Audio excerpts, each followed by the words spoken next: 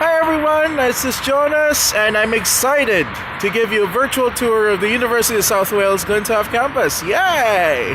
My course is MSc Renewable Energy Resource Management, and I'm based here in GLYNTAFF. If you combine Treforest and GLYNTAFF, you get what is called the USW Pontypridd campus. And unlike its bigger brother, just across the A470, right over there, the GLYNTAFF campus is smaller, and there are places of interest here in GLYNTAFF that hopefully I could show you in this video. So, let's go! So the first thing you need to know about USW GLYNTAFF is that GLYNTAFF is actually divided into two sub-campuses. The lower GLYNTAFF campus is right over there, and the upper GLYNTAFF campus is right over there. Right, so the one that separates lower and upper GLYNTAFF is actually a cemetery, the GLYNTAFF cemetery. Well, I don't know if it's going to be spooky. I haven't been to GLYNTAFF at night, so if there are any ghost stories, well, I'll be happy to hear them. Now, we're going to go to lower GLYNTAFF campus first because it's the bigger of the two campuses and houses the most courses and administrative stuff here in GLYNTAFF. And the first building will be right there, the Tram Sheds. Right, I'm standing at the entrance to the Tram Sheds. If you're looking for the code for this building, it's GTTS. It's home to medicine nursing classes. But why is the building named Tram Sheds? Well, fun story.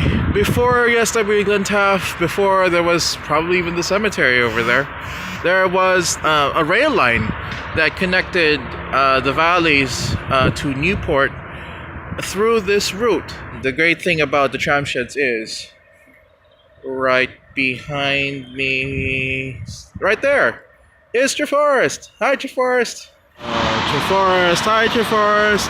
And that's like the A470. That's Treforest Village. It's pretty noisy. And that's the road going to Ponty. I'm standing right in front of the Elaine Morgan building here in Lower GLYNTAFF. And from here on in, other than the Tram Sheds, I believe, all the buildings here in the GLYNTAFF campus are named after prominent Welshmen and Welsh women. Elaine Morgan is being one of them. Elaine Morgan is from Mountain Ash, I believe, and she was famous in her contribution to the biological sciences, which earned her a spot as a fellow of the Royal Society in the UK. And it's home to most of the classes here in Lower GLYNTAFF, but most notably the home to the police sciences modules in GLYNTAFF. So we're gonna have a look, see what's inside. So this is the main meeting hall here in the Elaine Morgan building.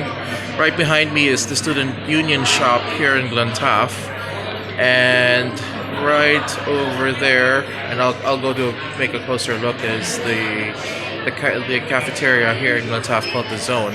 It's lunchtime here, so everybody's been busy going around and eating lunch and doing work. This is our main cafeteria here called the Zone, and it's lunchtime. It may be not busy right now, but it should be busy in a few minutes or so. The cafeteria here is open from, I believe, 7 o'clock to around 4 or 5 in the afternoon, and they serve dishes similar to other USW cafeterias all around the university system. So enjoy having a look, and hopefully I'll catch you in lunch sometime here in the Zone.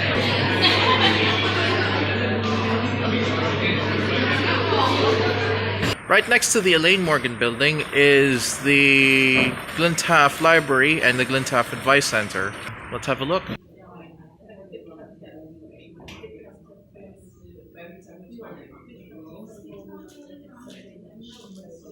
Unlike Treforest Library, where there are lots and lots of books, GLYNTAFF Library is a bit smaller but more concentrated to the sciences. It's open here from 8 o'clock to 8:30, but the services, the staff services are only until 4:30, Mondays to Fridays, and they're closed on Saturdays and Sundays. The advice zone is also here, and they're open from 8 o'clock to around 4:30 as well. Don't be fooled by the size.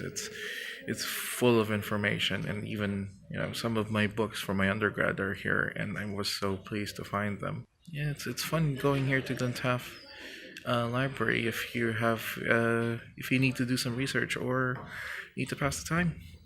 So right next to the library, actually the library's just over there goes my finger, is the is the Ineuron Bevan building. Ineuron Bevan, as a lot of you may know, is the founder of the National Health Service, and so his name is closely fits the description of GLYNTAFF being a center of science. A bunch of students are coming in just right now. Oh yes, and I forgot to mention, the Ineuron Bevan also hosts nursing classes here as well. One of the classes would be here at the Ineuron Bevan, or AB if you're looking into building codes. By the way, the Elaine Morgan code would be EM. Now that we finished the Ineuron Bevan building, we can now come to, well, the second part of GLYNTAFF campus, called the Upper GLYNTAFF campus. And this is more of the sciences part of the campus. If you'll follow me, please, then. Right, so we're doing this walk, and it leads to that building right there, which I'll be introducing once we get to the edge of the road. It's magical because this building is my favorite building in USW. And, well, in the inside it kind of looks like GLYNTAFF Hogwarts. Sorry for my shaky hand. So, right in front of us is the Alfred Russel Wallace building. Building code AW. And it is home to most of the science courses in USW, which includes your chemistry, biology. Lots of the sports science courses are also taught here. There's also a telescope here, lots of laboratories, and lots of old maps of South Wales. But this is my favorite building simply because it really looks like a proper academic building that looks old, feels old, and has this aura of being scientific. But anyway, enough of that. I'm going to go in and see what's inside. The sides, all brick. Very lovely made. This is the Matrix Cafe, the main cafe area here at in Upper GLYNTAFF in general. It's a smaller version of the zone. They make good coffee over here, and this is where students wait to go to their classes. And that's the man right there, Alfred Russel Wallace.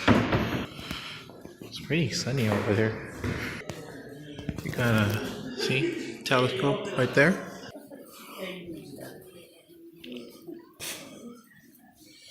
Parking lot right there. I'm actually fascinated with the life of Alfred Wallace. A, because he's Welsh, and B, he actually was one of the people who sent his thoughts to Darwin, and he actually contributed to Darwinism, and he had this similar thought about evolution with Darwin. Darwin, though, was the one that was more showy, the one that really published all the works, showed to the world that his thoughts were good and changed the world today. However, credit must be given to Alfred Wallace as well. He was a guy that just didn't want to show off. Right in front of us right now is the George Knox building, and this is home to most of the laboratories for chemistry and the physical sciences. It is a very unique structure into itself, mainly because of its facade. There you go. The panels in the facade kind of, well, according to some people, look like colors of the rainbow. But if you ask me, that's actually the color patterns of two pH indicators. Phenolphthalein or phenolphthalein, depending on how you pronounce it, on the left, and bromocrestal green on the right. Then again, I could be wrong. This is the pathway, or the main hallway connecting Alfred Wallace to George Knox. And, well, George Knox, or GK, by the way, in your building codes, because of its highly sensitive nature, I could not get in there without, well, a lecturer or any staff.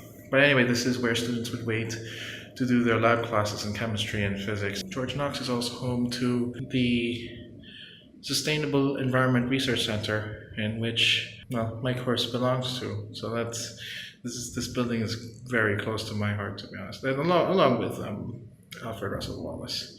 And this ends my video about, well, the GLYNTAFF campus tour. I'm on my way to take that bus right there that leads to Treforest campus. It leaves every 30 minutes from GLYNTAFF, every 15th and 45th minute of each hour.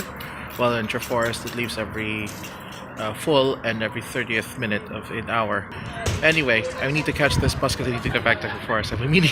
Once again, thank you for joining me in this virtual tour of GLYNTAFF. And I'll catch you later in future videos. Bye!